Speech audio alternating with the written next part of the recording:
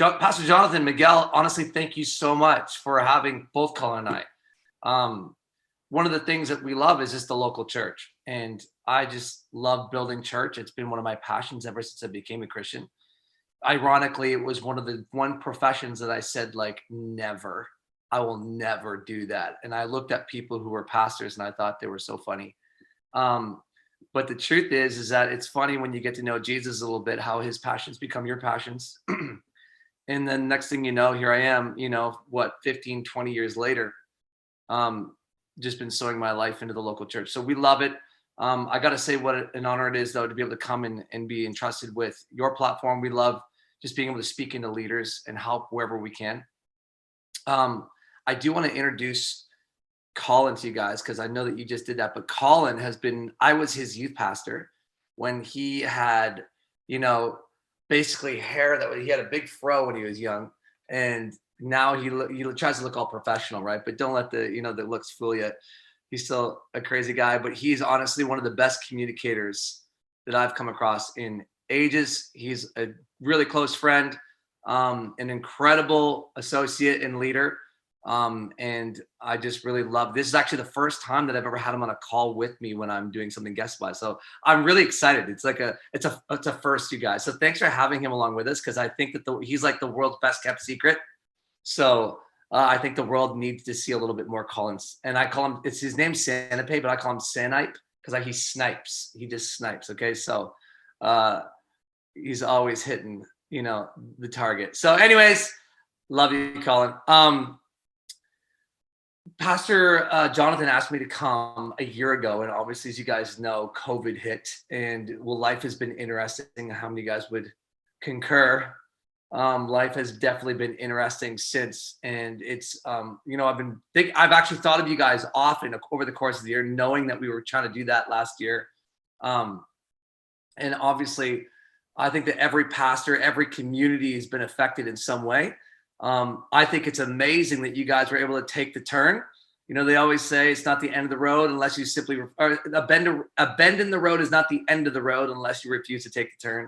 And I think you guys have taken that turn really well. I've been actually looking at some of your services this week, and it looks like you guys are doing incredible. And so all the power to you. Today, Pastor Jonathan asked me to come and talk around the subject of honor. And I believe that is the topic that you wanted me to speak around. Was it not? Yeah. Just double checking. It's like, if not, I could do many things, but that was the subject that I was under the impression that we wanted to talk about. And just a quick shout out to the guys over at Slate Church as well. Pastor Brandon and Emma Richardson, and obviously Luke and Victoria have now gone to Sweden, and they've moved on from the church, but they're incredible and dear friends of mine. I love doing life with friends. And I think that that's what's really cool about meeting you guys, is the opportunity to get to know each other a little bit more and really be in each other's corner. I'm just grateful. I'm grateful. So today I want to talk to you guys about honor. And let me just say, my style of communicating is just really conversational. So I'm not going to preach to you guys, especially in this kind of forum. It just feels awkward and kind of weird. But I want to talk to you out of Mark chapter 6, Jesus in his hometown. For those of you who may not be familiar with it, he grew up in a place called Nazareth, which Colin and I, ironically, last year, just before COVID, had the opportunity to go to Israel and actually visit Nazareth. We got to see his hometown and see a whole bunch of the places that Jesus walked. We even did the trek from Nazareth, a better portion of the trek from Nazareth to the Galilee region, and walked through the wilderness there and did like the gospel trail, as they call it, where these guys would have walked. It is phenomenal. I could not literally tell you, like, with more emphasis, to get out there. You need to go and make the trip sometime if you haven't yet. It'll just open your eyes up. But it says that in Mark chapter 6, Jesus went back to his hometown where he'd grown up. This is after now he'd left his hometown. He was ministering elsewhere. His name was ever growing and increasing in fame, and in basically his reputation was preceding him on account of the fact that he was performing many miracles. So he decides this one day to go back home where he'd grown up, and his disciples followed him there. When the Sabbath came, he went to the synagogue in Nazareth. He began to teach there as he had done elsewhere, and many of those who heard him were astonished. It says those in the synagogue said, "Where did he gain this wisdom? And what are the stories we've been hearing about the signs and healings he's performed? Where did he get that kind of power? Isn't this just Jesus, the little boy we used to see in Joseph's carpenter shop? Oh, this is actually the wrong version I'm reading right now. Sorry, but it doesn't matter. It says it's not just Mary's son. The carpenter, isn't he the son of, oh, there it is, the son of Mary over there, the brother of James, Jose, Judas, and Simon, and their sisters. Who does he think he is? And when they thought about it that way, they became indignant and closed themselves off to his message. Jesus, seeing this, said a prophet can find honor anywhere except in his hometown, among his own people, and in his own household. He could not do, and as a result, he could not do any of the miracles among them except heal a few of the sick, whom he healed by laying on the hands upon them. And he was amazed at the stubbornness of their unbelief. Jesus was amazed. One of the things I want to just talk to you guys about is I want to start off by asking the question, what is it about some churches that you see that blow up and have like this increased miracles busting out everywhere? Have you ever wondered why some churches experience the power of God on a greater level than others? In other words, why some people seem to be magnetic for miracles and the extraordinary while others hear about them? Why some churches, seem to see all this stuff released and others seem to be like dying on the vine, struggling and straggling to see people come to Christ and stuff like that. I wonder if you've ever asked yourself that question. I know that as a pastor, I think every pastor asks themselves that question. They go, man, I want to see these things. We desire to see these things. And one of the things I know from my own ministry is I desire to see these things, not only in my own church, but in every church. Does this text give us any insight on how to see the miraculous basically put into motion? I believe it does. I really believe it does. And it all hinges on this concept of honor. What is honor? When we speak about honor, well, the word honor in the Greek, it basically means to esteem, to give weight to. And obviously, if you were to do the opposite of that, dishonor, it means to treat as common or as ordinary, to basically disregard in so many ways. So honor means to give weight, okay? It means to esteem highly. And I think that, when we look at one another, as it pertains to one another, I think that, it's imperative that we learn this thing called honor, because you can see in Jesus's hometown, there was several things to know about his experience in his hometown. One, when he was elsewhere and when people didn't really know him per se, when people didn't really, have a one-on-one relationship with him that was, held in close proximity to him. Their exposure of him was less, and their experience of him was greater. But yet for those who lived with him, those who lived among him and watched him grow up, those who did life alongside him for the better part of his formative years, those people found that the proximity they had with him created a problem for them. And I don't know if you've ever noticed how sometimes we can allow proximity to create problems. We allow our exposure to someone limit our experience of them on account of the fact that we're close to them. I think that sometimes we can be exposed to each other's humanity. Hey, we can be exposed to each other's history, right? And as such, I've noticed that sometimes that can be the very thing that causes us to then disregard or dismiss or diminish what is in and on someone on account of God's calling or mantle. I like to say it like this. Sometimes when we're overexposed to the people that we do life with, when we get too close, we can allow this thing called familiarity to creep in. And familiarity is probably one of the greatest faith killers that I know. And when familiarity creeps in, it causes us to not see each other through the eyes of faith. And therefore, we treat each other as common or ordinary. Is this not just Jesus? Or he's just a carpenter, the son of Mary, right? He was lowballed in his hometown, where in other places he was esteemed highly. And I think that obviously there's several things to point out, but Jesus was, on account of the relationship and the proximity he had with these people, I think that they struggled to see him and let him. He was just another local guy. So he's just a carpenter. He works with his hands. How is it that he has this ability to speak like that? That's offensive to me. Who does he think he is? And like, this is just Jonathan. Man, it's just Miguel. Obviously, they're not just Jonathan and not just Miguel, but isn't it crazy that if they actually want to bring you close and bring you into their life and act in the spirit of a true father in the faith, or, a leader, They want to let you into their lives and help you see things. But isn't it funny, the more exposed we get to some people, we can use that almost as a means to hold them hostage to that form of their humanity. We can hold them hostage to some form of their history that we've been exposed to rather than their destiny, right? And I think that's the key. Is, I don't know about you, but honor holds people hostage to destiny. It does not hold people hostage to history, or worse yet, their humanity. It chooses to see people through the eyes of faith, and it chooses to see that we regard no one according to the flesh, the Bible says, but see everyone according to the new creation in Christ Jesus. I love how 2 Corinthians 5 actually says it. It says that we stop evaluating others from a human point of view. It says, on account of Christ, we're to stop evaluating each other from a human point of view. In other words, our humanity, right? At one point, we thought of Christ as merely a pure, just a form of a human, just a mere man. But it says, but we don't know him any longer as such. We realize that while he had humanity, there was divinity on the inside of him, you know? And I think the same is true for us in so many ways. We are all human. We all are who we are, but by the grace of God. But the reality is each and every one of us have a God-sized calling and a mantle across our lives. And it's our job in the spirit of honor to see that and recognize that, and not be so offended at the man that we fail to see the mantle.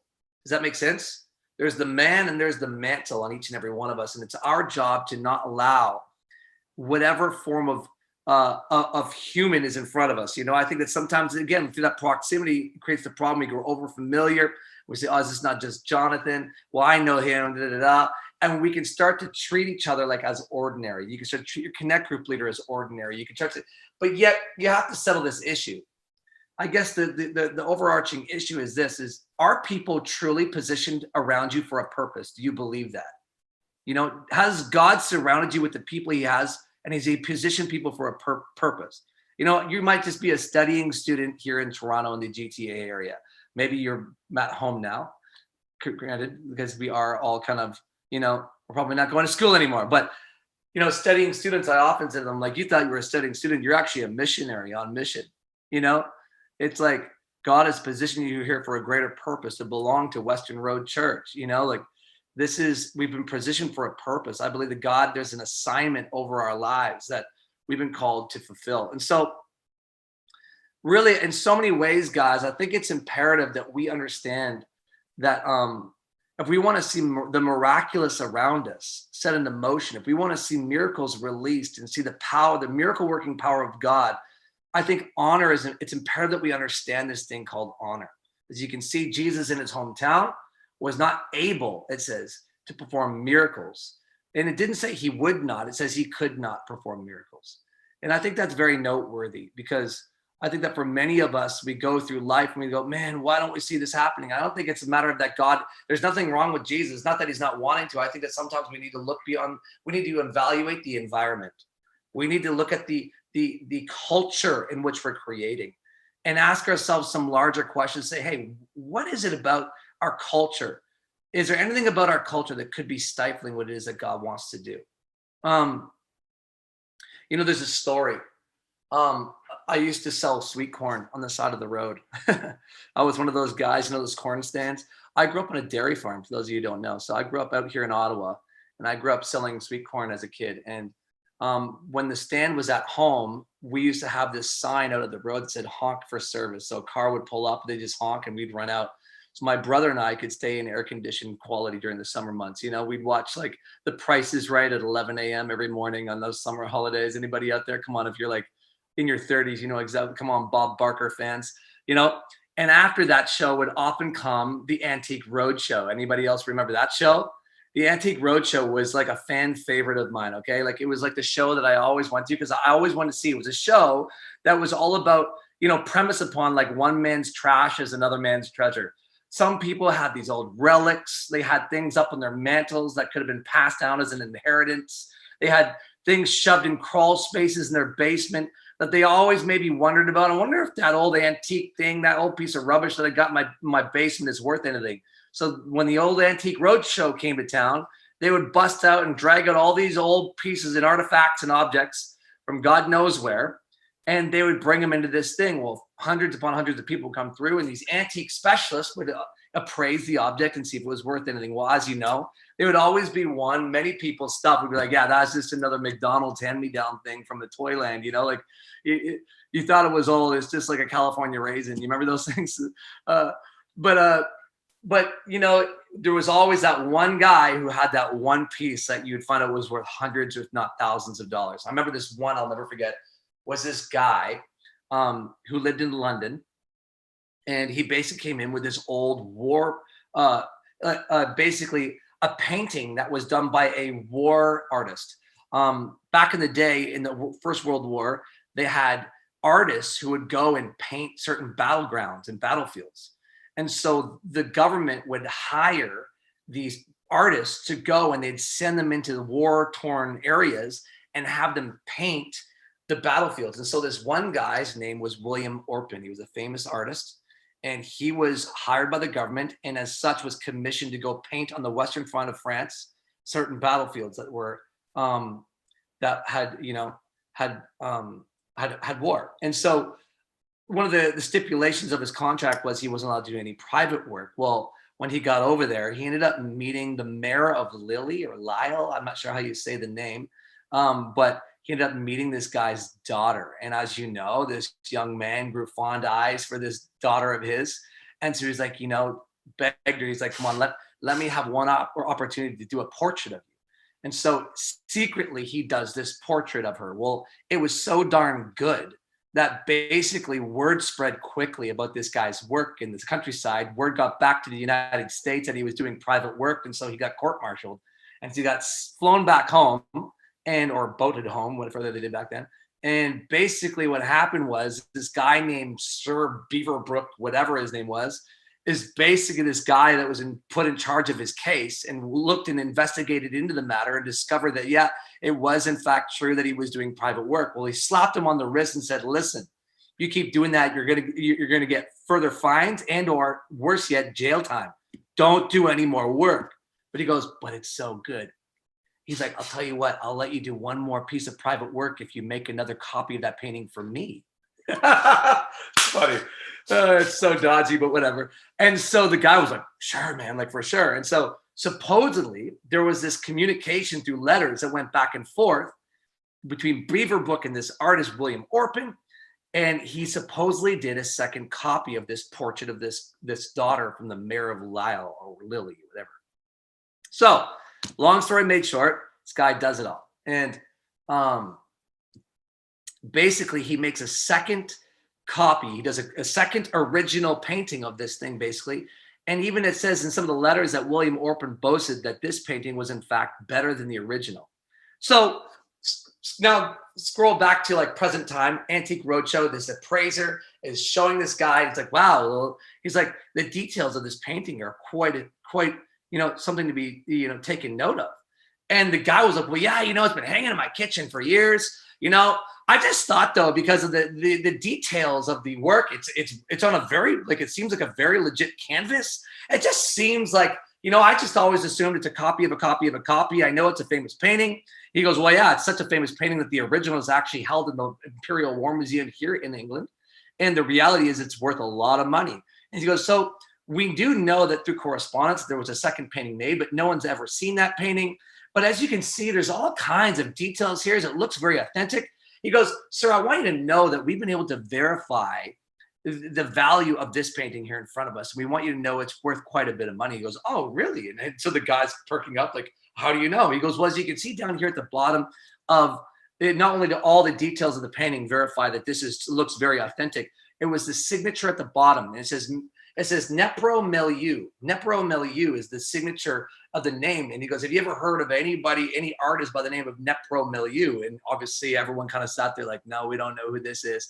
And he goes, if you're reading the name left to right, it says Nepro Milieu. But if you realize that William Orpin had every reason to stay discreet so that he wouldn't serve jail time for his painting, he wanted to make sure that no one knew it was him. Well, at the same time, his signature would show the significance of the painting. So, hey, What did he do? Well, if you read it right to left, you realize that Nepro Milieu is actually William Orpin spelled backwards. Sir, we are so pleased to tell you that this painting is in fact an original. And we are pleased to tell you that on account of this signature that has now verified its significance, he's like, we are able to now confirm that this painting is worth over 250,000 British pounds. It was the single highest grossing item that they'd ever had across the show. And obviously this man was completely staggered. He just staggered back. He was stunned. It looked like he struggled to get the words. Like, what?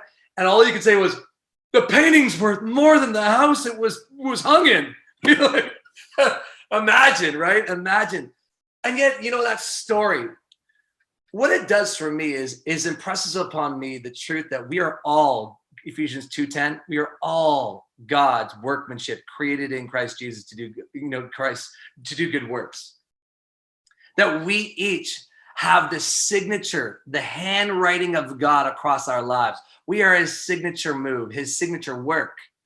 We all have, such value as believers, as people in general, believers or unbelievers alike. People are so valuable in the eyes of God. We've been all called for a certain purpose. And, I wonder if we have failed to recognize the value of those that have been hanging around the walls of our so-called house here at Western Road, because we've just simply treated them as common and ordinary. We just thought, well, man, there's just so many of us, a copy of a copy of a copy. Surely that, there's nothing too special about this one. Could I propose to you that the people that God has entrusted us to do life alongside, we've been positioned for just that. We've been positioned for a purpose, that the value that is ascribed across each and every one of us is verified. The signature of God determines that significance of each and every one of us. God has called each of us for something specific. And I believe that as we've all come together here at Western Road, I think that sometimes we can fail to recognize that. And as such, we can miss out on what God may want to do. I don't know if you've ever noticed, but one of the greatest things about honor is how it enables. One of the greatest travesty of dishonor is dishonor disables. Dishonor disables. It says that Jesus could not perform miracles. Here is the Son of the living God. Here is the Messiah in their midst, and they missed their Messiah. They did not even recognize the hero that was in the midst of their hometown. He was quite literally a hometown hero. And yet these people found themselves home blind. Luke and Victoria over at Slate Church are Swedish. Home blind is a term that they often use in Sweden to describe somebody who's become blind to the matters of their home. When they have friends over, they recognize, man, why don't you have all those cords wrapped up in your mantle? You've gotten used, you never finished that part of your house because you just lived in it so long, you became a little bit home blind. I wonder what people in our lives we've failed to recognize, who we've underestimated, who we've undervalued because we've just simply grown familiar with them. We've grown familiar with our surroundings. We've grown familiar with what it is that's going on in our church. And as such, we fail to elevate and hold in esteem or to commend properly because of the things they bring. A preacher, a pastor, the Bible describes as worthy of double honor. He who brings the word is worthy of double honor, not just honor, but double esteem, double weight. And I think that sometimes when it comes to that which we do in the house of God, it's imperative that we get good at creating a culture of honor, because dishonor disables, as you can see.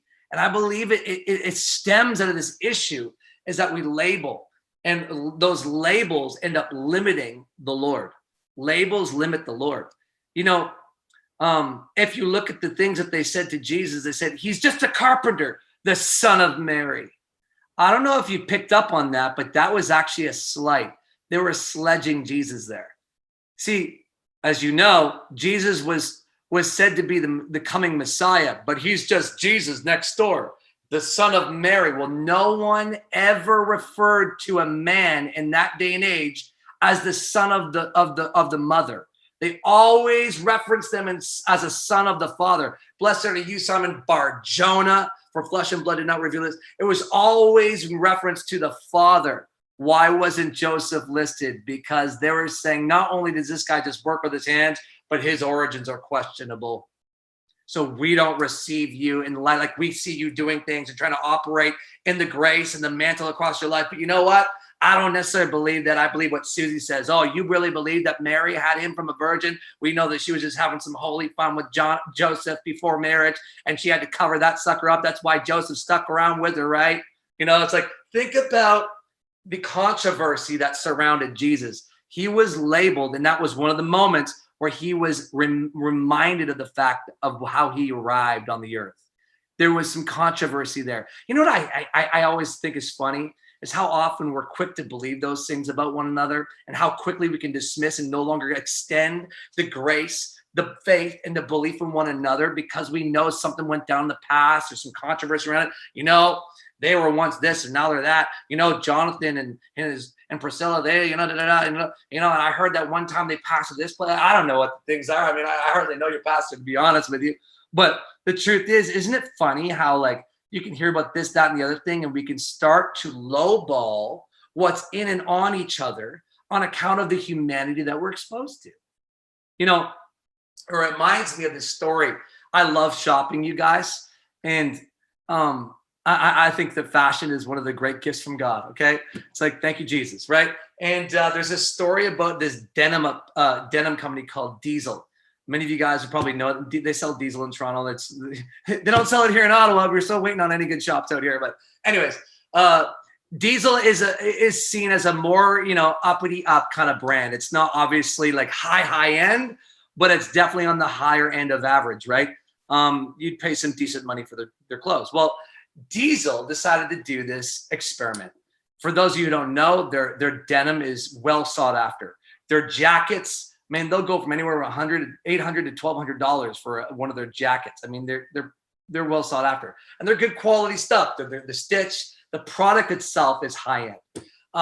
So they decided, you know what? Let's do a little bit of an experiment. We're gonna do a pop-up shop in New York City, and what we're gonna do is we're gonna release our brand new line of our limited line of Diesel denim jackets and shirts. We're going to release it all into the market, but we're going to label the product.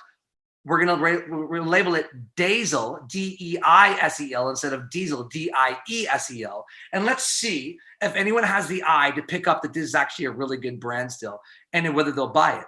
Well, so they hire a guy who's like a street hustler to work the pop-up shop. So he looks the part, he does the whole thing. He's like, hey, come on, get your Diesel denim. And people are like, oh, really? He's like, $50 for a pair of Diesel jeans. Hey, $150 for a $1,200 jacket, It's like unbelievable. Now, what you and I already know is that this is real Diesel. This is the real deal, right? This is awesome. It's just the label's wrong, right? And so people turn up. They're like, some people are like, oh, yeah, $40. Okay, yeah, looks pretty good. I'll take it.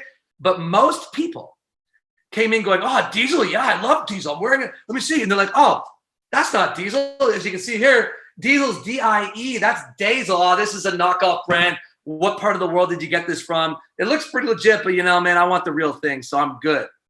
Now, in their own ignorance, as you realize, is that these people completely missed the plot. They didn't recognize that this is the real McCoy sitting right in front of them, but because the label, they could not get past the label. So these guys would purchase things, and sure enough, when people would leave, the street hustler would go and catch up with them with a camera crew. So we just want you to know that, what was it? Well, I don't want the thing and the label on it. It was like, well, we want you to know that this is actually real Diesel denim, and you were unable to recognize it. And the truth is that we wanted to do an experiment here today, but we want you to know this is actually the new limited line of Diesel being released into the market right now. But we just want to do a little experiment to see if people actually could tell, like, is it just the brand that's selling it, or is it the actual product?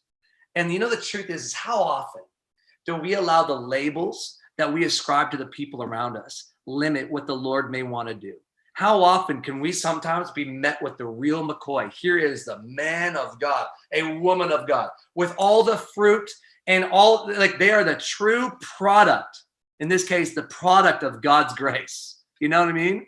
And we are a true product of God's grace, the real McCoy, but sometimes because of labels, we can limit one another. We can fail to extend our faith in one another and God's ability to perform through us. And as a result, truly limit what the Lord may want to do in our church, in our city as a result. You see, what is the true, like the true function of honor is honor. It sees the extraordinary in what is seemingly ordinary. When they saw Jesus, guys, they saw just a dude who worked with his hands. When they saw Jesus, they didn't see much. And yet, isn't that the case for so many of us? The people saw him as a carpenter. That's what they got. Others had seen him as someone capable of miracles. So that's what they got. The same principle is actually true for us today. If you see Jesus, if you see one another as just a good teacher or a pastor or whatever, that's all you're going to get. If you see as someone that used to move, if you see Jesus as someone who moves in power, that's what you're going to get. If you see him as someone who still moves in power, that's what you're going to get. Because when it comes to Jesus, when it comes to the people in our lives, I suppose that old saying is really true. What you see is what you get. And I think that sometimes we need to recognize that we receive people on the level that we perceive people. And for instance, have you ever noticed that sometimes like your pastor has probably taught these things to you? I just spoke in another church recently, and the pastor said to me, it's funny, I've said those things, but they just seem to receive it from you. And I'm like, yeah, it's called the guest speaker syndrome. They don't know me. It's the beauty. And so they see me right. They see me as God says I am. And therefore, but they know you. And so they lowball you. And isn't that sad when the people who know you the best believe in you the least? I'm like, it's just human nature, isn't it? But one of the greatest things that we can do is evaluate our environment, evaluate the culture in which we're creating. Because I said to him, I said, don't be disheartened by that, because it happened to Jesus too. I said, remember him in his hometown? He said, they failed to receive him too, because why? They were offended. And what offended them? What offended them was that they thought they knew him. I know you. And isn't it funny that the people who should know you should say, yeah, so come up here. You're a kingly anointing. You have, a governmental authority. Come on, be the leader of all leaders. Be the Connect Group leader of all Connect Group leaders. Be like, I don't know what you're calling people to, but do you see them as you see them, or do you see them as God sees them? Right? See that you regard no one according to the flesh, right? But according to the new creation. So, we saw Jesus as a mere man once, but thus no longer. Like we recognize that, oh shoot, there was a God-sized mantle on his life. He was the Son of God in our midst, and yet we missed the Messiah. We didn't even see it because all we saw was what in front of us. We struggled to put our faith in because of what we saw, not what God had said. And Jesus, if you look at him preaching and communicating to the people of Israel, when he was in Capernaum, in Matthew chapter 8, there was a Roman centurion. So that would be a Gentile, a non-Jew, came up to him and said, sir, please, my son is sick. My servant, if you could just heal him. And he goes, I'll come with you. He goes, no, I'm a man of authority. I recognize that I can say to this guy, go, and this guy come, and this whatever. And he's like, and they will go and do whatever he says. You could just tell your angels, or you could just commission whoever to go and heal my servant, and it should be done. And he looked at all those in his midst, and Jesus says, whoa, I've not seen such great faith, even in Israel. Okay.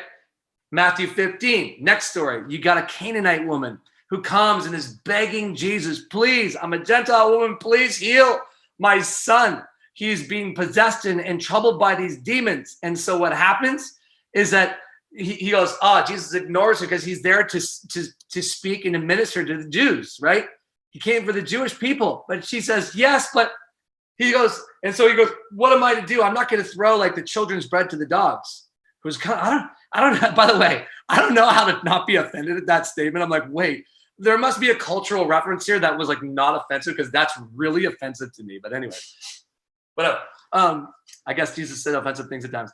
But then she retorts back and uses that very parable, the very illustration to say, well, yeah, but even the dogs eat the crumbs that fall from the children's table. And he goes, whoa, again. He goes, woman, I've not seen such great faith. May you be healed. May your son be healed on account of it. Boom, 2 times, only 2 times does Jesus commend individuals for having great faith. And what was the commonality between both of them? Both of them were outsiders and not insiders. It's the same as the guest speaker syndrome. How often can we extend great faith in those we don't really know? Like, ooh, wow, they're really anointed. Ooh, wow, they really got something going on. When all along your connect group leader, your mom or your dad might have been saying that exact same thing to you, but because your pastor said it, or, you know, you see what I'm saying? Familiarity can be a faith killer. We can fail to extend the faith that is necessary because we recognize what God says over the individual. And when that happens, we allow familiarity to become a foe. We allow it to kill our ability to esteem and uphold each other in high honor.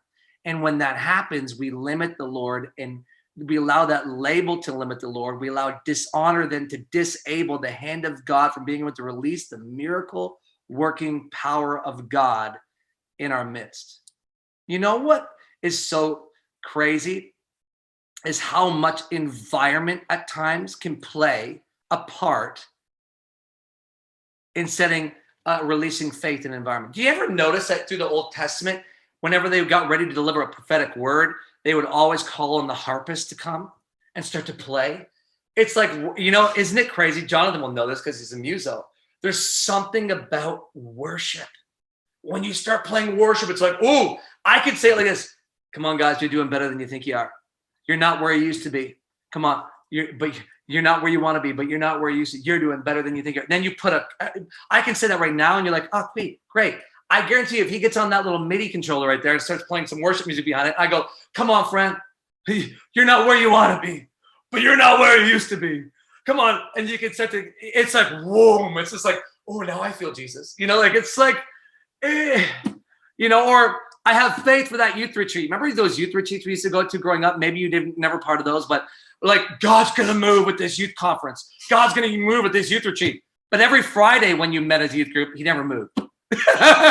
But the youth retreat, something special happened. What was it that was different from the youth retreat to the Friday night youth that it couldn't be any different? Why can it be like that every week? Well, I would propose to you, it's our own expectation, the own faith that we end up bringing into the environment. We have faith because, ooh, new environment, new location, woo, sleeping over. God's going to do something. And it might also be the fact that we haven't slept in 72 hours. But I mean, whatever. The truth is that I think there's something to be noted about that. There's an immaturity in the body of Christ to not recognize some of this. They created environments because the environment had everything. The environment had to be conducive for faith to be released. You don't believe me? Look at Jesus. Look at Jesus. In the Gospels, remember Jairus, who is a synagogue leader, came and said, please, you know, come heal my son. But Jesus was about to heal this woman with the issue of blood. He was going somewhere, and the woman with the issue of blood touched his hem of his garment, and there was two stories kind of interwoven together. Jairus, the synagogue leader whose son needed healing, and this woman with the issue of blood. And then he was going to somewhere where someone had died, right? It was Jairus' son. I think he died. Yeah, they came back and said, oh, don't bother the master anymore. Your son's dead. And so Jesus stopped for the woman, and this is why the son died, because Jesus didn't get there in time. Jairus' son was like, please come now. But this woman with the issue of blood stopped Jesus. He heals her, gets then to the man, turns around to the man whose son had thing, and his servants had already come and said, the son's gone, it's too late. And he's like, oh, you know. And Jesus said, no, I'll keep going. I'll go to your house. I'll raise him. Just believe. And he gets there. Well, he hears all these mourners and these weepers. We're all weeping like crazy, right? And what happens? Well, he gets there and he goes, hey, bring me the dead son. And so all these people, there's a cynicism. They're like, he says, Jesus looks at the dead boy and he goes, why are you mourning? And he calls out all these people who are like, it's over. It's gone. It's done. He's dead. It's done. I mean, how many people do that when it comes to things like this season? They could look at this season and be these doomsday kind of like, naysayers. Like, oh, the church, I mean, everything's not the same anymore. It's over. It's never going to be the same. Like, they can have this like doomsday kind of like prophecy, over all of this season. And Jesus looks at the cynicism, looks at the criticalness of their spirit and says, no. And it says that Jesus put them all out of the house. He says, get out. Well, I don't know if you guys know this, but he actually drove them out of the house. The word for put out is the word ekbalo in the original language. It's the same word that Jesus used to drive out demons. Same word.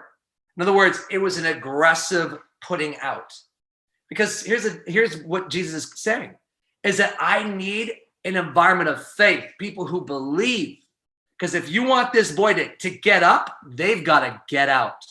We need pure faith in the room. We need to know. Have you ever noticed that sometimes we struggle to build a great work because we still want to keep people around who still are offended at you?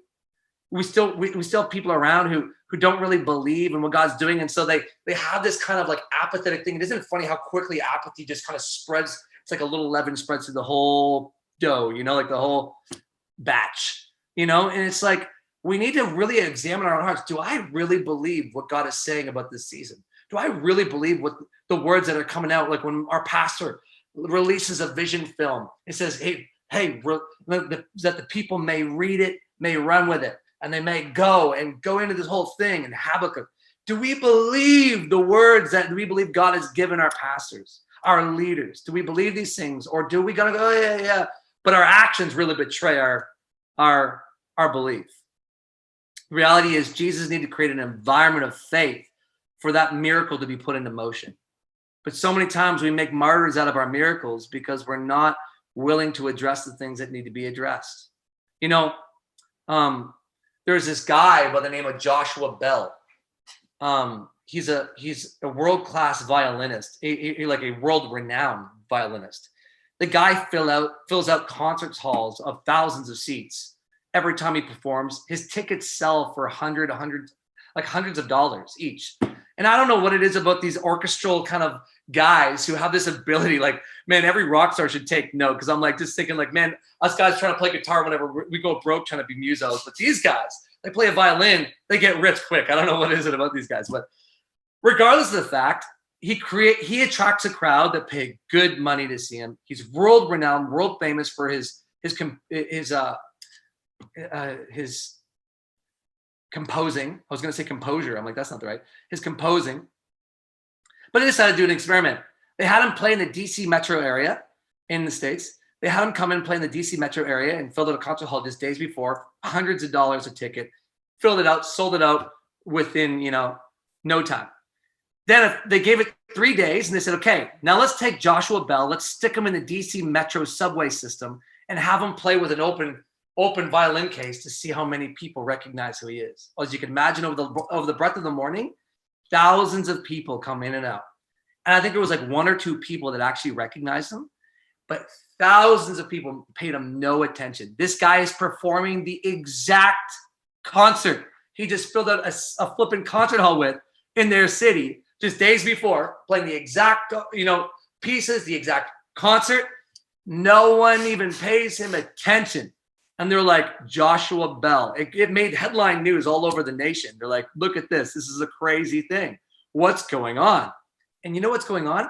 Maybe they failed to recognize what was in him and on him because of the environment in which he was placed. Maybe the same goes for Jesus. They failed to recognize, what can any good come out of Nazareth? They didn't recognize, they missed the Messiah, the hometown hero in their midst because of the context in which he was placed in. Have you ever been in an environment where you was kind of like, it was out of context, you didn't recognize someone? It just happened to me. I was in Calgary 2 weeks ago. Praise God, I traveled for the first time and I got on a plane, everybody. It was scandalous, okay? But I was in Calgary and this guy who's dating one of our worship leaders is on staff at this church out in Calgary. Well, he comes out of the offices as I'm meeting with this pastor having lunch. I felt like such an idiot in this moment. The guy comes out and he nods at me like, hey, Caleb. And I nodded at the guy like I was some kind of prima donna diva pastor. I nodded at the guy. I was like, oh, yeah, hey, man. And I kept talking to the pastor and ignored him.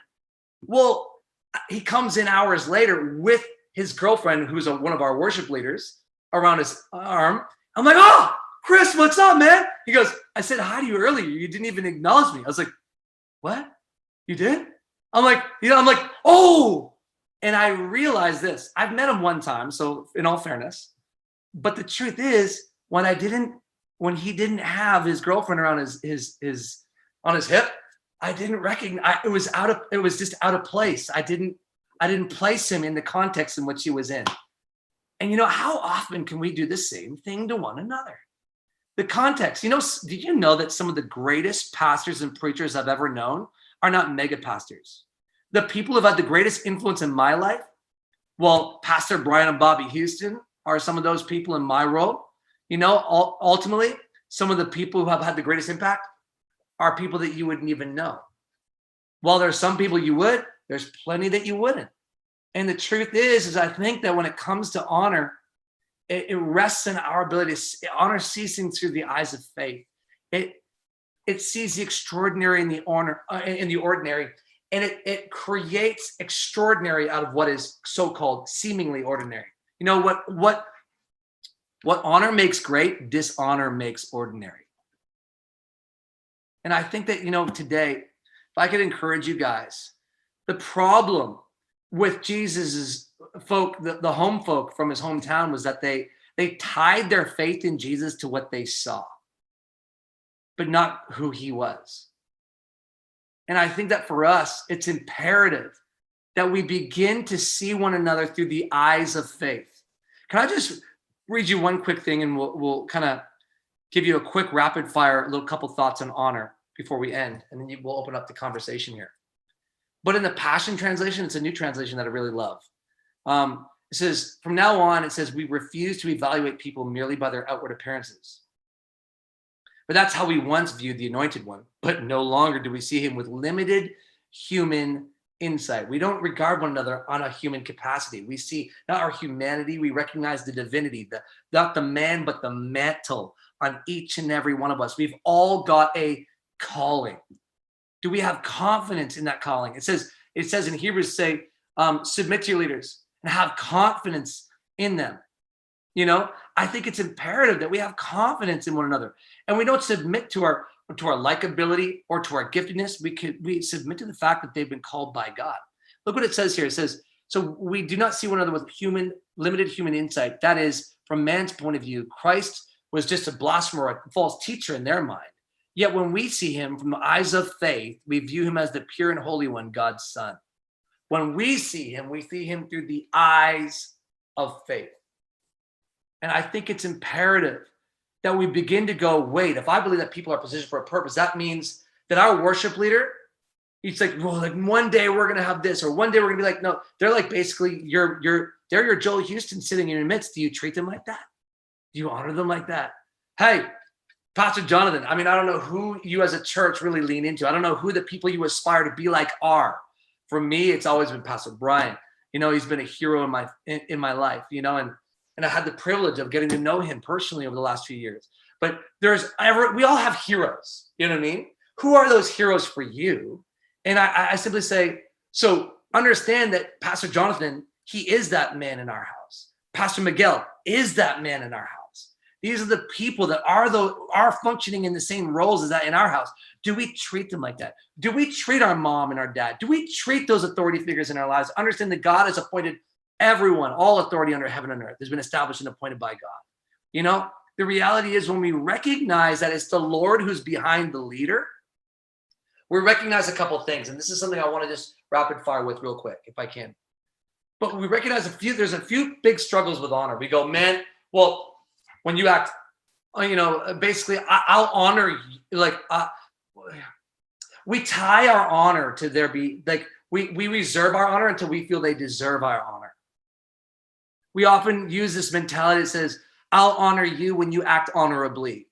And so when the sentiment of that is basically are intimating this idea that I'll honor you when you behave. But our honor has far less to do with their behavior and far more to do with our belief that God has appointed all authority under heaven and earth. It actually has to do with our belief. So when we honor somebody, it says far less about them and far more about you and your understanding of what honor is. I think that for many of us, we say, I'll honor you when you act honorably. What you're doing is you're actually confusing honor with respect. The book of Hebrews chapter 13 says, hey, give to those what you owe. If you owe this, give them that. If you owe this, give them that. If you owe them respect, then give them respect. If you owe them honor, then give them honor. Notice the Bible actually draws a distinction between respect and honor. And yet, for many of us today, we use those two words interchangeably, like they're synonymous of one another. And yet, scripturally speaking, they actually have two very different functions and meanings. What is the difference between respect and honor? Well, honor is about valuing people for who they are, their being. Respect is about valuing people for what they do. So honor rests and lives in the realm of the person. Respect lives and exists in the realm of their performance, right? One is about being, the other is about doing. Respect, I mean, you can respect people because of what they do. Man, I have so much respect for the guy. Look at all he's accomplished. Look at all that he's done. Look what they do. And you can respect them. But even though you respect them for what they do, sometimes when you get to know them, you can not honor them because of who they are, right? And I think it's imperative that we understand the difference between respect and honor, and we don't confuse each other. We don't confuse them with one another, because we will miss out on the blessing of honor. Did you know that there are promises that come with honor? Not only does honor enable the miracle working power of God to be released in our midst, we need to be so, like the story of Joshua Bell. What was the problem? Is that they didn't recognize him because of the environment he was placed in. We need to evaluate our environment. Are we creating environments that help people perceive who each other are in Christ? It's a huge question. It's like, whoa, how good. You know, I honor my associate Colin here today. I tell you, he's the world's best kept secret, because I want to build his perception in front of you. And it's not flattery, by the way. It's sincere. It's true. The dude's a weapon of mass positivity for the kingdom of heaven, okay? I had a guest speaker come to me. A very world-renowned speaker came through our house. I had been building up I respect him greatly, and I equally honor him. And so much so that when it came time to basically release him to our house, weeks before, I built up his perception in front of our people for weeks and weeks and months. I said, I cannot believe he's coming to our little lowly house. I'm like, what the heck is this guy doing rolling with us? I'm like, we need to honor him, you know? And so I just built up people's faith pertaining him. Well, when he came, it just like blew the roof off the place. It was unbelievable what started taking place. The guy prophesied the coming of COVID. I swear in my life. I have it on film. You can go back and watch myChurch online. The guy literally said in November, was it November, Colin? Yeah, November of November, yeah. 2019. He says there is a great trauma coming to Canada, and the church will rise up. He can prophesy the whole thing. I mean, it was just unreal what it released out of this guy. He prophesied COVID. I swear. We made a video of the whole prophecy and gave it to him. He actually released it over his whole ministry as well because of how profound it was. That to say, after he came, people just ate him up like crazy. He brought me out. We went out for dinner. We're sitting over this meal, and he looks at me. He goes, any leader worth their salt would recognize what you've done here. I said, oh, what do you mean? He goes, I want just to thank you for building people's faith and perception of me before I came, for helping them recognize who God says I am and the mantle that I operate in. You made my work a lot easier so that I didn't have to perform these miracles for people to believe. They already believed in me before I came, and therefore I didn't have to do all this legwork on the front end of being with you to build people's faith in the room. You helped do that and enabled me to minister and just get right to it. And I was like, wow. And what he was intimating was exactly what I'm laboring to make a point of, guys. He was basically saying, listen, because you did that, I was able to be seen in the light of who God says I really am. And therefore you received the reward, the prophet's reward. You received that reward.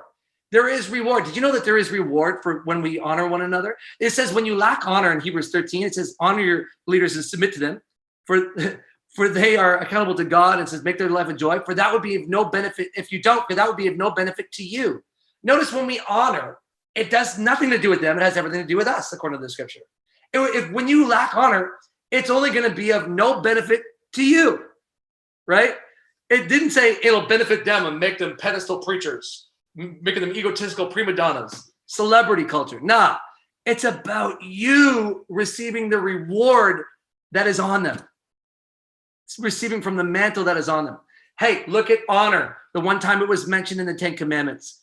It's the one and only commandment with a promise attached to it. It says, children, honor your father and mother, for this is with a promise. Those who do will experience long life. Can we just insinuate, can we just draw something, an implication from there's the precept, But there's also a principle underlying that precept of God. Do you know what it is? That when you lack honor, when you honor, you'll experience longevity. Churches that honor experience the longevity. Churches that don't honor their father in the faith, their spiritual leaders, Paul intimates this idea that I've become you have many instructors in Christ, but not many fathers. I think that there's a parental role that many leaders fill. And I think that when we fail to honor the authority figures in our lives, we actually diminish the longevity of the ministry itself. It seems like it's self-serving because I'm not going to honor you until you're deserving. I won't. But what you got to understand is that it has far less to do with them and everything to do with you. It's about your reward and your benefit. And therefore, your ability to honor says, think about David when he honored Saul. Was Saul worthy of honor when he gave it? I shall not speak against the Lord's anointed. I shall not do such a thing. Why did he say that? Because he was the Lord's anointed. So this is the key. His honor, friends, was not tied to the leader. His honor flowed from his relationship to the Lord. Right? It was not, his honor did not flow when the leader did something. It had nothing to do with the leader. It had everything to do with the Lord. Therefore, what can we deduce from this? Honor is what you decide. It is not what they deserve. Honor is something that you decide. And understand, and why is it something you decide? Because honor cannot be, it may be desired by a leader. It may even be deserved. It says to give honor, the Bible says to give honor to whom honor is due. Not only is honor due at times, sometimes it's way past overdue. So it may not just be desired by those in your house. It may be deserved by those in your house. But guess what? It can never be demanded by those in your house. Honor is never something that is demanded. Why? Because honor flows from love for one another, not a law. Honor does not exist or is not born or flow from a law, a demand. It flows from a desire and a love for one another that says, I believe who God says you are. I want to partner with you because I see who God's created you to be, and I want to use my strength, my talents, my mouth, and my resources to see you come into the fullness of that. Isn't that why we get married? We get married for the same reason. Not just because we have chemistry, and not just because you say, whoa, how about ding ding, look at the legs on that thing. You don't just get married for those reasons, do we? We get married because we say, man, I'm so excited about who God is and who he wants to be in your life. I see it, God. And I believe that I'm qualified and uniquely gifted to help serve the purposes and the plans of God across your life. May I lay down my life to serve that purpose and end. And may you do the same for me. And may we both become beneficiaries as a result. I mean, that's the heart of honor. Honor is born out of love and not law. It's born from a place that says, hey, I want to see you come into the fullness of the purposes and plans of God across your life. I see you through the eyes of faith. I see the extraordinary in what could seem to others as seemingly ordinary. And as a result, when I see it that way, man, isn't it crazy how it just pulls out the craziness? When you perceive each other right, you receive each other right. When you start doing that, when you start encouraging, isn't it crazy? Like Jonathan could attest, and I'll end here. Like sometimes when I preach, you understand, it's like the effectiveness of my preaching in this moment is not drawn from my ability to preach. It's drawn from your ability to perceive me in the light of who God says I am and see me properly. When people come up to me and say, man, that was the best message I've ever heard you preach, I often turn around and say, no, that was just the best that you've ever listened. Because the truth is that you just perceived me right in that moment and received me right in that moment. Because every reach, I got to be honest. I mean, I don't want to brag on them, but I'm preaching fire every week. I mean, come on, somebody, right? No preacher's gonna say, I labored on that one. I was like, no, you're gonna say, that was awesome. And the truth is that it's just a little, godly humility coming out right now. You know what I'm saying? The truth is that you got to believe that because God, I believe that God's on me, that he's, like Christ said, he's anointed me to preach the gospel to the poor, to set the oppressed, and those in prison free, to heal the brokenhearted. Like, I believe that I'm God's man. Do you believe that you're God's man? Do you believe that your spouse is God's man or your wife is God's man, woman? Do you believe that your pastor is the man of God? I could go on and on and on, but the reality is I think that when we fail to honor, we dishonor disables. The labels limit the Lord. But when we honor, man, it releases the miracle working power of God like never before. When we take inventory of the environment and the culture we're creating, do we esteem one another? I think that when we recognize the signature of God, we understand each other's significance. That God has written something unique across each of our lives. We all have a unique spiritual, physical, but spiritual fingerprint that we are called to do. And Western Road, Canada needs you. Western Road, the world needs what's in you and on you. Do you believe that? Then I pray that you would honor it and esteem it and watch how that will start to draw people into your house like it never has before. Watch how miracles will begin to bust out of your seams and just, you'll be like, what's going on? I believe that honor took its place. And as a result, God honors you as a result. And you'll see longevity and leadership and people. Anyways, that is a few thoughts here today on honor. I hope it blesses, encourages you guys. I love you, and I hope you understand that. Obviously, I would like to be seen as humble. I'm not actually bragging about things I'm talking about here today. But anyways, love you guys. Caleb, thank you for sharing. That was awesome. That was amazing. We have a couple questions here. One of them is this. First one is, what role should church leadership as well as elders have in forming a godly culture at church? Colin, you want to take that one? Yeah, sure.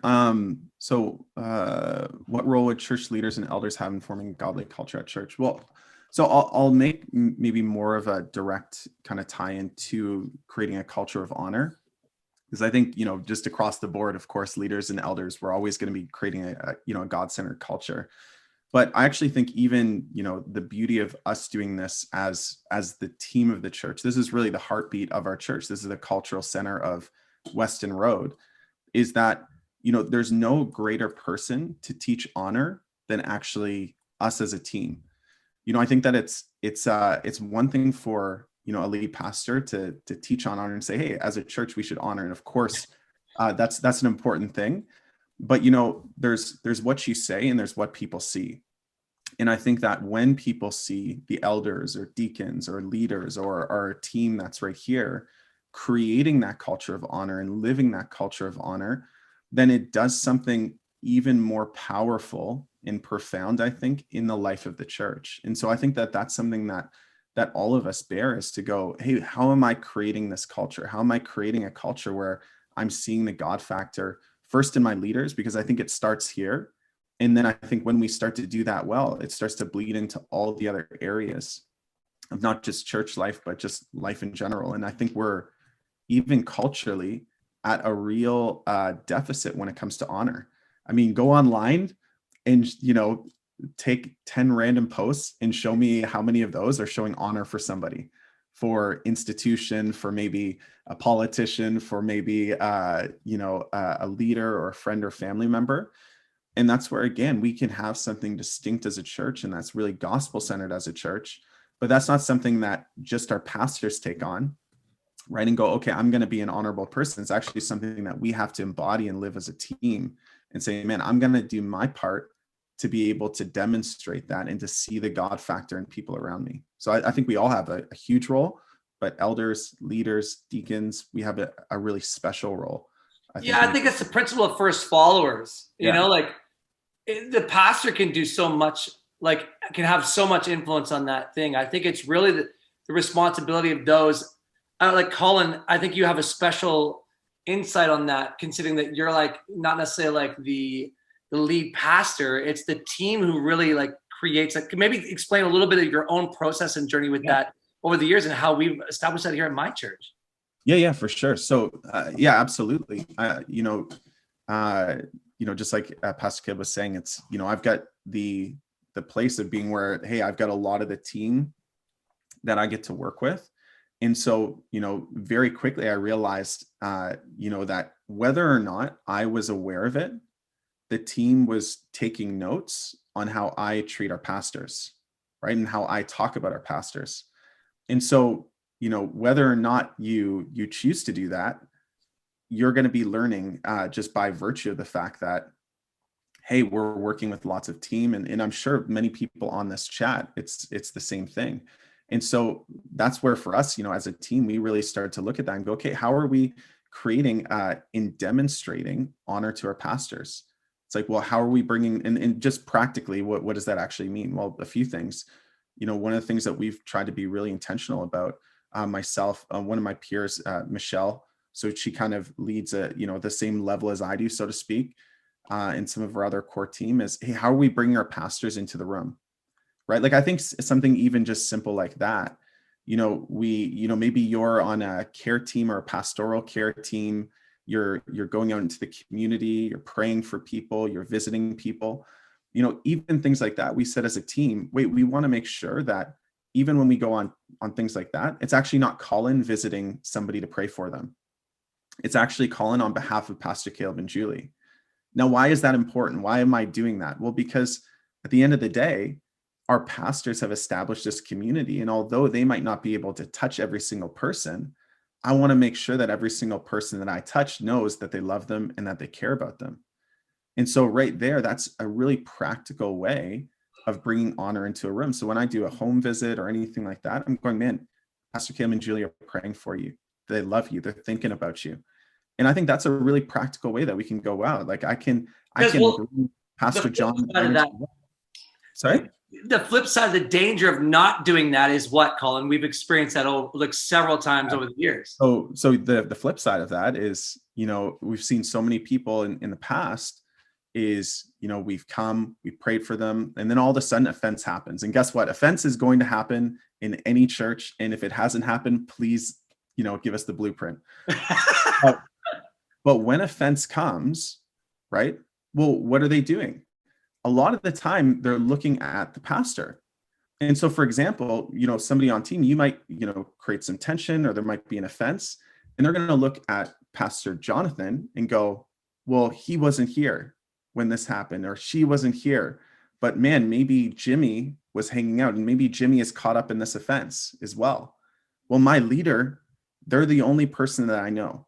They're the only person I'm connected with. And if there's a fallout with that leader, all of a sudden, because that leader didn't bring the lead pastor into the room, then all of a sudden there becomes this vacuum where people only see a disgruntled leader or team member, and not realizing that every time that team member went and visited them, every time that team member sent a gift, every time that team member brought encouragement or a word or took care of them, it was because they were given that authority and enabled to do that by Pastor Jonathan.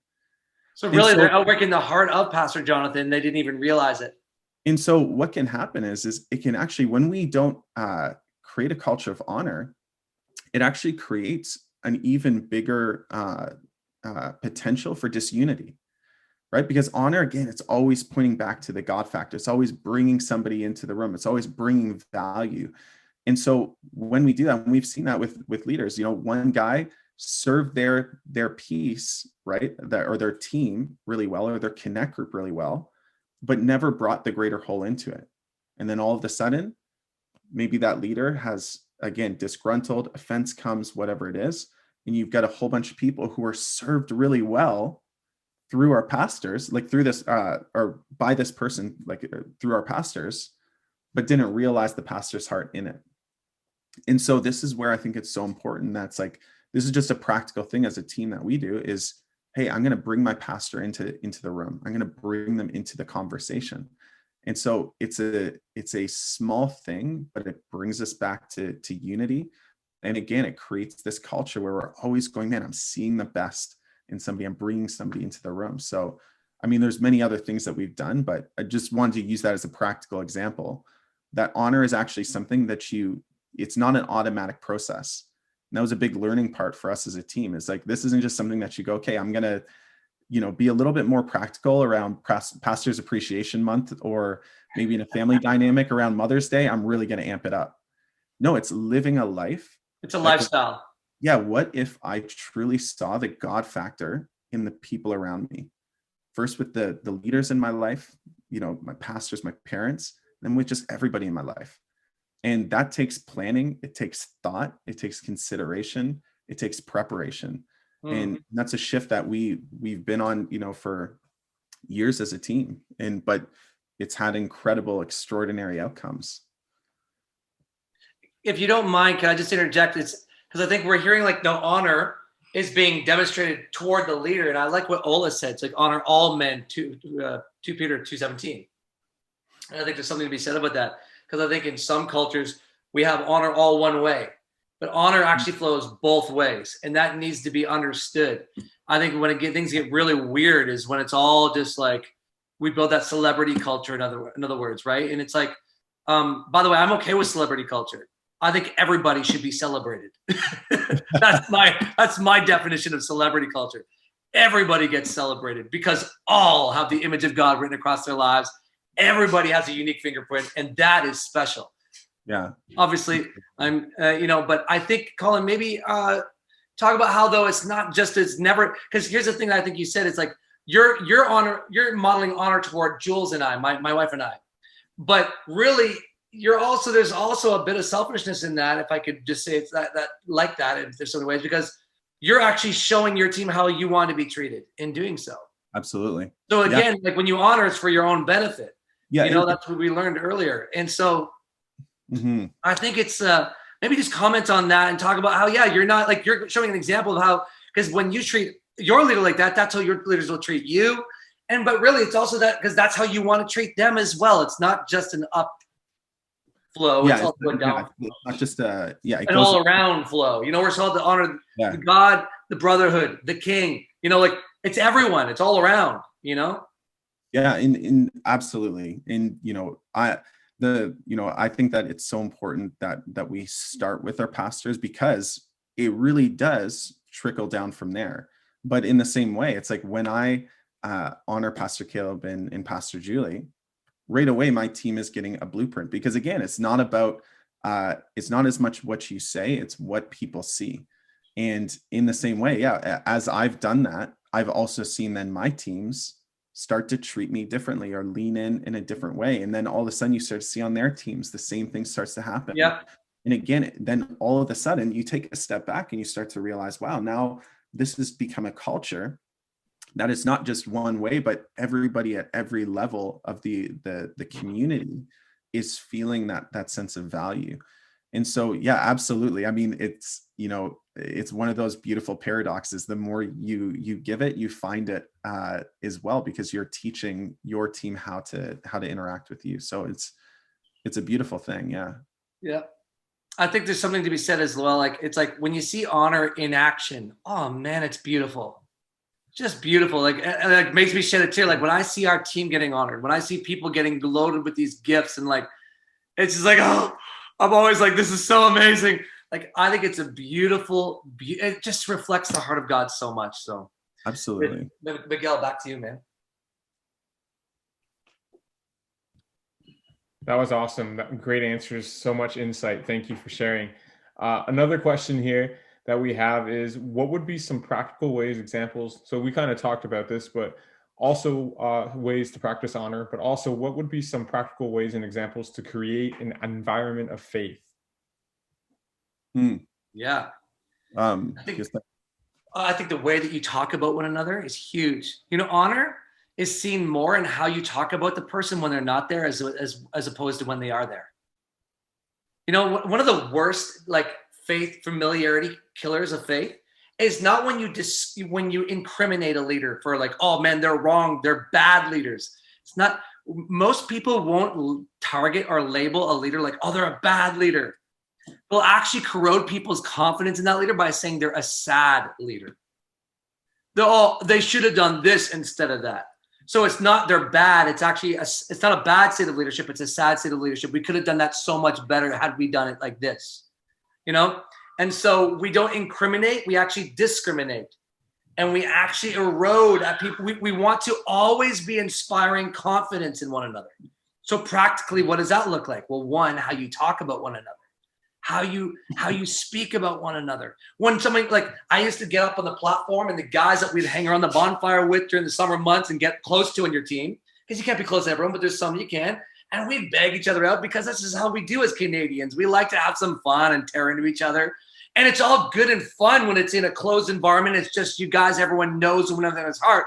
But what happened was it started bleeding into services, and then they'd start shouting something down and being saying, oh, boom, boom, boom, boom. And I was like, yo, don't do that. And they're like, oh, what? I was like, don't do that. I'm like, I know your heart. So understand, like, you're good, but the reality is that other people don't know me like that. So while you do, and you have can I just say this? It's a luxury to get to know your leader in that capacity. That's a privilege, not a right. And I think that sometimes we need to create, as leaders, safe spaces where we can let our hair down a bit. Maybe talk about our political leaning without judgment. Like maybe talk about those things that we wouldn't talk about on the platform per se. And have people that are trusted enough to let us be ourselves. But then knowing that it's not going to be used against you in another environment where that's going to now start eroding at people's confidence in you as a leader, or how they perceive you and treat you as a leader. Because if they treat you just like as, they rag on you and then they can take hits at you. Again, you're treating people how to approach and associate and relate to you. And I think it's imperative that we maintain each other's perceptions in the eyes of the people, that we build that perception and build that faith so that they receive you as such, right? It's, again, how you perceive someone is how you receive someone. If you think, man, I perceive them to be really wise, isn't it ridiculous? Everything they say is wise. Like, oh man, ooh, that was really good. Oh, you start writing because you see them as wise. Everything they say is like, oh man, that was very clever. And it wasn't really that different than what anyone else might have said, but your perception fed that. I think we need to be really good at maintaining that aspect. The practical side of honor is how we speak about one another, not just when we're in front of one another, not just when on the stage, but outside of the stage. Or, we're saying, oh, Caleb, how Caleb can be. That's so seditious. That's undermining, or, I'm not really sure why Pastor Jonathan made that decision, but whatever, guys, we better get behind it. It's like, that's such an undermining thing. It bred when a decision is made, honor looks like this. When a decision is made behind closed doors, you may have had a totally different idea of how you wanted to tackle said issue. But when the buck stops with Jonathan and Priscilla, and they make that call, when you walk out of the room, you would never know that it wasn't your idea. You would wear that decision like it was your idea. That's what honor looks like. You know what I mean? So therefore, it's unified. We're together on that, and it's honoring. You know what I mean? That is one of the practical sides of honor, how it works on teams as they begin to grow out. Colin, jump in. I don't know.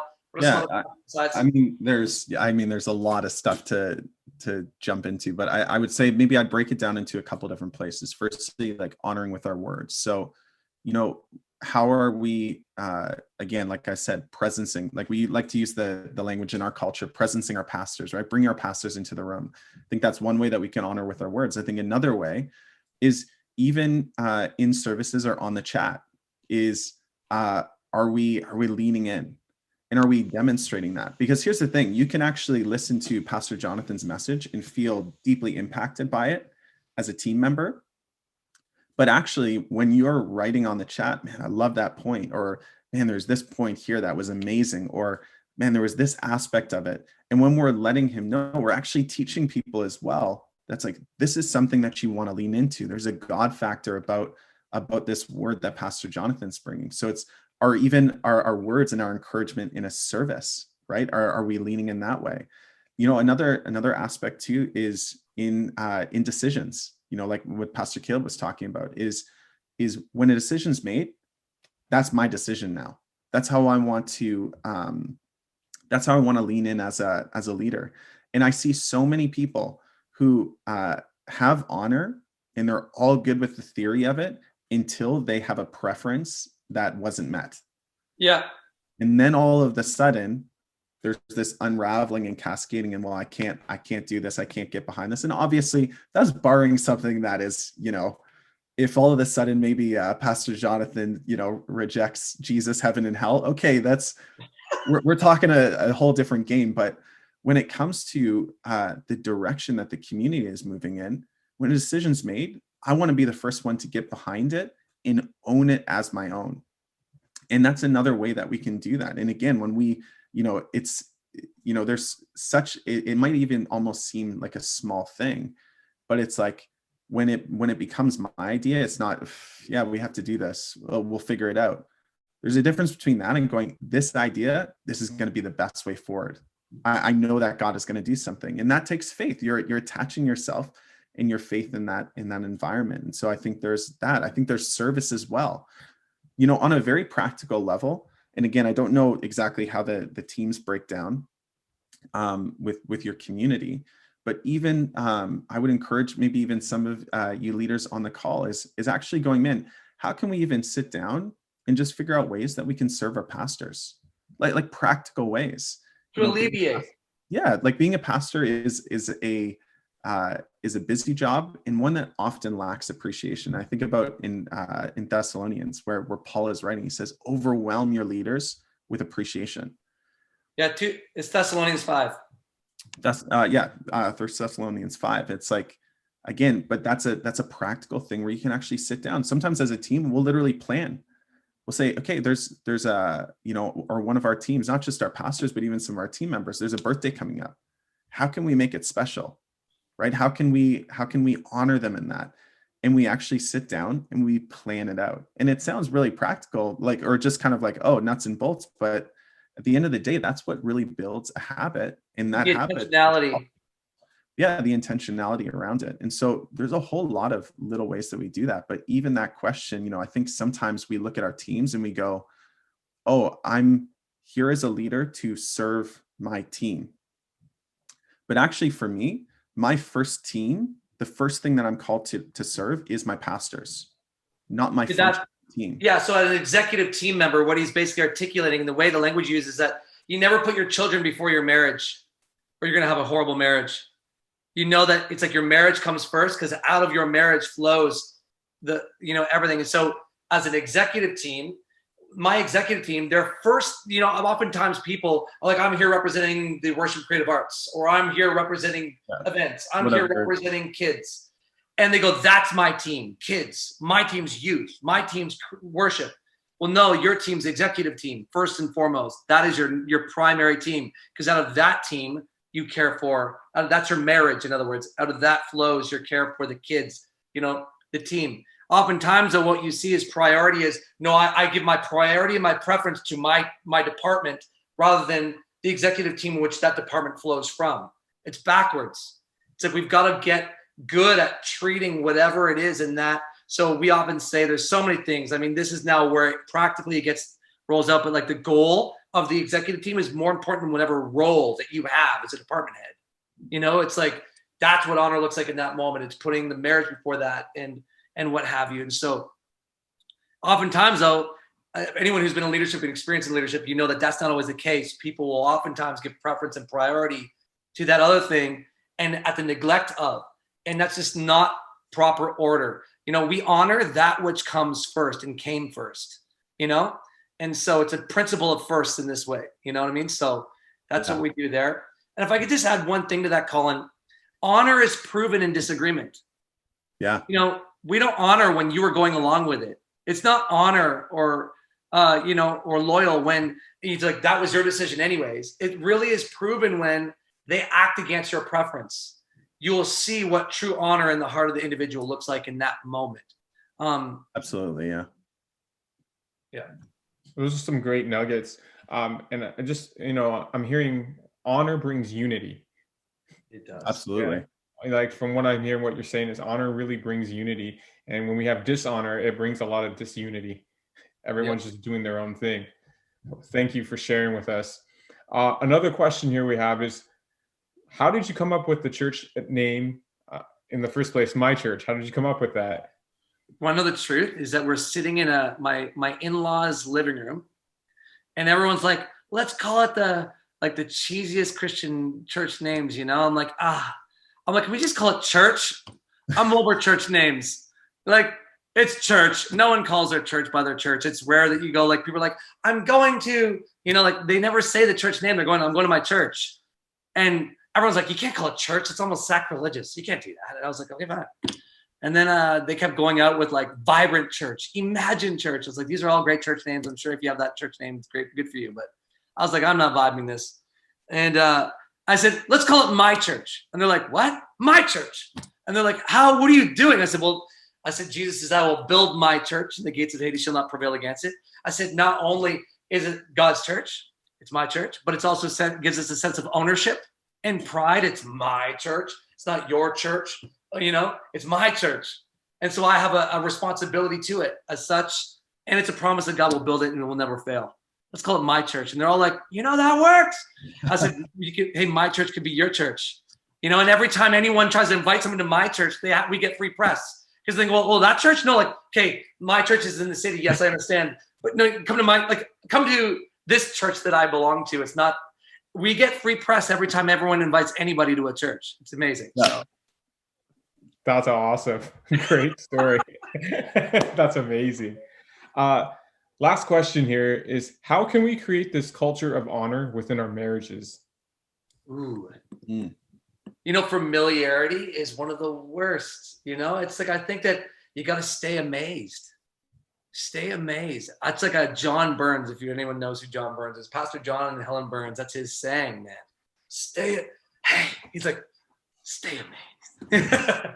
You know, and you got to stay amazed. I think it's a matter of fighting familiarity and continually, with intentionality, treating one another with honor and with respect. So what does it look like to esteem one another every morning? Or, you know, when you know that someone's slugging it out and doing this, and do you chip in and do you help out around the house? Do you help out and alleviate one another's stress so they can, if you know a big project's coming up or they got a big thing like today, my wife, it's like, I'll take the kids out. I'll make sure you have no distractions. It's like amazing. I felt like that's an honoring thing to do, you know, like, thank you so much. And so she's like, we're constantly covering for one another. You're constantly serving one another. You're constantly upholding one another. And best yet, you're speaking of one another in your best light in front of others. You're upholding one another in such high esteem. You speak just like, you know, Ephesians 5 in the message says, may your words cause her radiance to be like, cause to evoke her beauty. Use your words to evoke one another's beauty. You know, it's like, I think that's it. It's like Colin talked about it. Words, decisions, you know, serving and support. These are all ways in which we practically, you know, honor one another. I just think that when you start to get out and flesh it out in the practical sense of like the day-to-day kind of routines of our own lives, that's you begin to see it. But yeah, it wouldn't be, for instance, dishonor in a marriage would look like whining to somebody who's not a trusted, you know, my wife and I, when we want to vent to somebody about something in our marriage, we actually decided that, okay, this person will be my go-to person and this person for you will be her go-to person. And we both agree that we could talk to those people about things in our marriage. But if we didn't, we feel it's like a betrayal of trust. Like, why would you say that to them? But because we've agreed on those people, and the reason we agreed on those people, because we knew that they weren't biased toward us as individuals. They loved us as a couple and they love us each the same. So we decided, I mean, that was one way that we honor one another. So when we do need to vent and process, I'm like, you know, this thing's bothering me. What do you have to say about it? What should I do to do this thing? Because it happens, doesn't it? You know, Caleb leaves his wet towels on the flipping floor. He never picks up his wet towel. He's my fifth child, you know, like, I don't know what it may be, but you know, if she ever did need to process about that deep wound that I've created in her heart about wet towels, you know, the truth is that she has a place to go for that, you know, and I equally trust that. So it's just I mean, there's a practical way, but I really think it's about using your words to evoke beauty, speaking well of one another, believing in and the best of one another, being a friend that sticks closer to the brother. You're your cheerleading squad, not your firing squad. You're not the brunt end of every joke and every little passive aggressive, like, you know, thing. You are gracious, generous, all those things. Yeah. I mean, I think it really is the same. It is the same list. The one thing I would add too is even just praying, like praying for your spouse. And this goes both ways too, is praying for your pastor. It's like, I wonder, even as a team, if we, before we even brought something to our pastor, if we prayed for a pastor, because it's like, when you start to do that, right? When you start to have a conversation with God about somebody, you can't help but start to get God's heart for who they are and start to see them more the way that God sees them. And it's like, when we have that, when we're using our words, when we're using our action in our service, but then also using our intentionality of actually like just being purposeful and planning, like, to me, when we put all those things together, it just creates a really beautiful culture in a marriage, in a church context, in a team context, just for anybody, really.